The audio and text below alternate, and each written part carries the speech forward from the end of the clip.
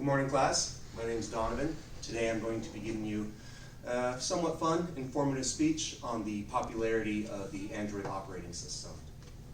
Now, majority of adults in the United States have a smartphone, and of those adult users, the two most popular are Android operating system or Apple's iOS. But that's just in the United States. If we're to take a look at the big picture worldwide, the most used and most popular operating system is Android. To understand a little bit of my involvement with Android, I've been using it since my senior year in high school, back in 2011. That's when I bought my first smartphone. I also worked for the Google Play support team at a call center for a couple years as well. And that really kind of solidified my love and appreciation for Android. So that's why this topic felt like an appropriate, informative topic for me. But those are just some fun facts. What I really want to touch base on are some main points. First thing we'll touch base on is the what Android operating system is and how it began. Then we'll carry on over to the growth of the operating system, as well as some of the bumps and bruises and difficulties that it's faced from its early iterations up to now. After that, we'll finish off the discussion or the topic on the current state of Android operating system and their potential plans down the road.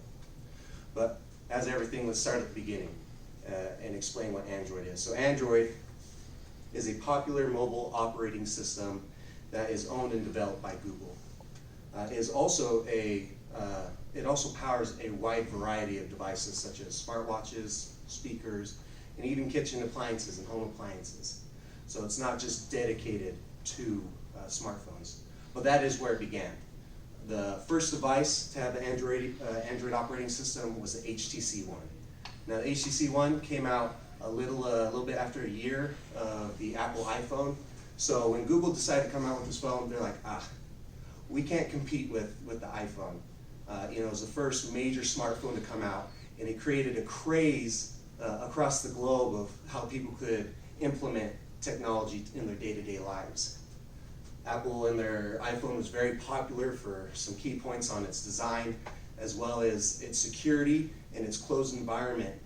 So it was very simplistic and easy to use. So Google thought, you know what, we need to do something a little different.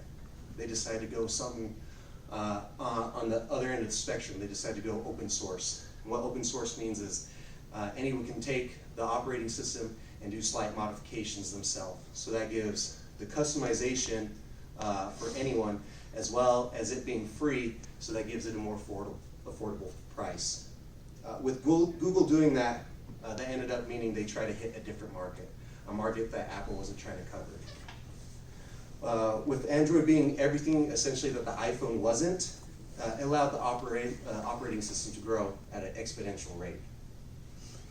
A fun fact is in India, right now it's the current fastest growing smartphone market in the world. And the Android operating system holds 99% of that market. It's pretty crazy to think about if you think about how many people are in India. Some of the shortcomings with it growing so fast and so quickly, though, is a term called fragmentation. So what that essentially saying, this fragmentation is there are half a dozen to a dozen different iterations of the Android operating system for people to use all at once. So not everyone has the nicest, newest features at all times, like maybe their counterpart Apple would. So that's kind of been one of their shortcomings, but over the years, it is definitely something that they continue to work on and try and narrow that fragmentation. Even with its shortcomings, it has proven that the growth isn't slowing down anytime soon. And that brings us here to today. As of May 2019, there are currently 2.5 billion active Android devices in the world. Again, that's 2.5 billion with a B. Right? That's nearly a third of the world's population. Now, obviously, not every person has just one single device. A lot of people have various devices, but it just comes to show, even right here, right now, the growth isn't stopping. So Google has great plans down the road. They don't just want to provide entertainment for consumers like you and I.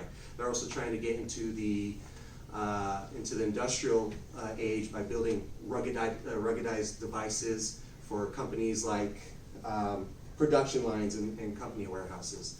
So they're looking at the big picture. They're not just going to stop growing with, again, their users. They're trying to hit a broad spectrum.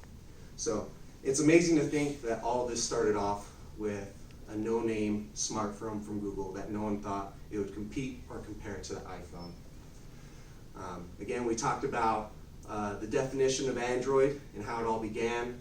We covered basis on the unbelievable growth and also the difficulties that it experienced. And we finished off with talking about the current state of Android and its potential down the road. This is why it is the most popular device. Again, that is a proven fact. So some of you might not use Android today, but down the road, don't be surprised at one point in time, one of the devices you use day to day, it'll end up being Android. Again, my name's Donovan. I appreciate your time, and thank you for listening to my speech.